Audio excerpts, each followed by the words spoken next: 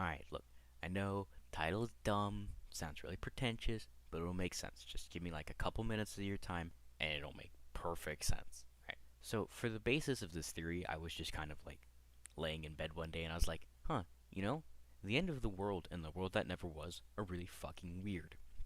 Right? That was kind of my entire train of thought for this.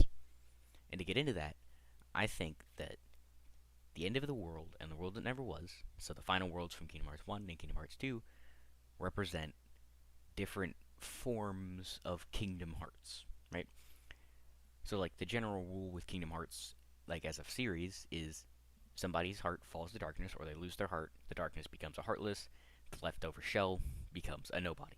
And we see kind of this trio here. Sure, there are unversed, but those are just formed from negative emotions. I'm not going to try and find the unversed Kingdom Hearts because there's not really a good world for that, right? Kingdom Hearts 1 and other in games beyond established that there are multiple variants of Kingdom Hearts. We see the much smaller door that is made entirely of light at the end of Kingdom Hearts 1, and then going on, we just have, the big moon that seems to float wherever is necessary, I guess. Or, maybe the 1 and 2 is a different Kingdom Hearts from the one we see in Birth by Sleep in 3. I don't know. It's weird. I'm sure it gets explained and I just forgot. Anyways, so let's discuss the end of the world, which I think zero point 0.2 retconned to technically be part of the Realm of Darkness, but in Kingdom Hearts 1, it is not a part of the Realm of Darkness. It is a world that Sora, Donald, and Goofy fly to on the Gummy ship. And that's what's so interesting. It's a physical place that exists within the Realm of Light. And as it's described in the universe, the end of the world is made up of pieces of worlds that are ravaged by the Heartless. The end of the world feels almost like it's alive at points, sending Heartless directly at the player. And we see in the world map icons that end of the world is like pulling in, I guess, parts of these worlds, and we see the parts of this world as we're going through end of the world. Basically, my point here is that end of the world would be a heartless Kingdom Hearts, which is sounds very redundant, but I wanted to avoid saying Kingdom Heartless in like the main point. So you're welcome for that one. That's kind of illustrated by the fact that end of the world is tied directly to the original Kingdom Hearts, the one we see in KH1, because you end up in the final rest, you arrive in Destiny Islands, which I guess you go through the door. You're now in the Realm of Darkness. You crossed the barrier somehow.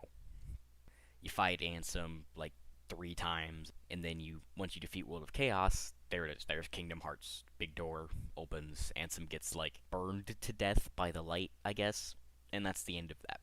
Now, when we move on to Kingdom Hearts 2, in the introduction of nobodies as a whole, we learn that nobodies are constantly trying to find their heart, or just any heart, in a vain attempt to feel whole again.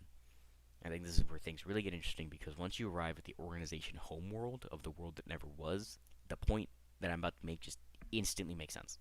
Because I think the world that never was is a nobody version of Kingdom Hearts, a collective of nobodies.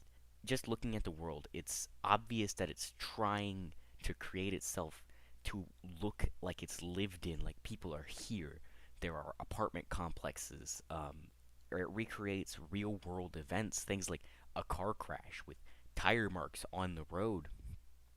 There's landmarks with obvious significance to somebody who would live in a world like this, but to you, the player, and to Sora and crew, the big building, it just doesn't mean anything. It's weird. It's almost out of place. And hell, it's even where you fight Xemnas for the first time. I don't believe that the organization just created the world that never was. I know it's called an artificial world in some sources, but I think it might be something else, like a collective of nobodies, like I said.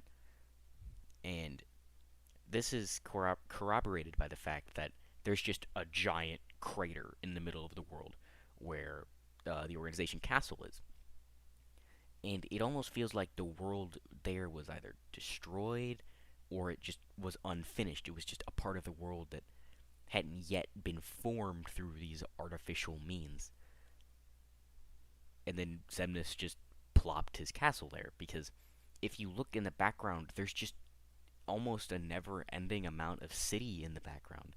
Like the world that never was is just made out of the same building blocks over and over in a vain attempt to, again, resemble a lived-in world, a place where people come and go, things happen in the background, yet it can never truly be that. And I know Dream Drop Distance has the world that never was in it, but frankly, I don't care enough to try and fit that into this theory. It's a dream. Is that enough? I think that's enough.